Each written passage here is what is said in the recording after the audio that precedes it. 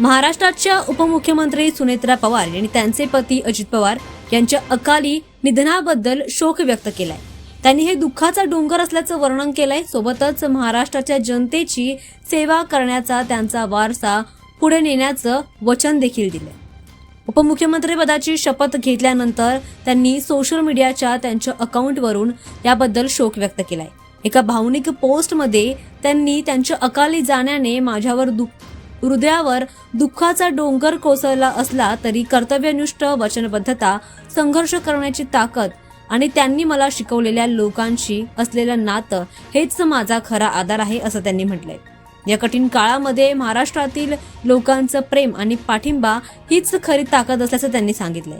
दादांच्या स्वप्नातील न्याय, समानता आधारित आणि विकसित महाराष्ट्र साकार करण्यासाठी मी अथक आणि प्रामाणिकपणे काम करत राहीन. तुमच्या विश्वासाच्या बळावर दादांच्या आदर्शांना उजळवून मी नवीन आशेने पुढे जात राहीन असं देखील त्यांनी म्हटलंय. सोशल मीडियावर त्यांनी अत्यंत कठीण शब्दांमध्ये ही पोस्ट शेअर केलेली आहे. ही पोस्ट तुम्ही बघा.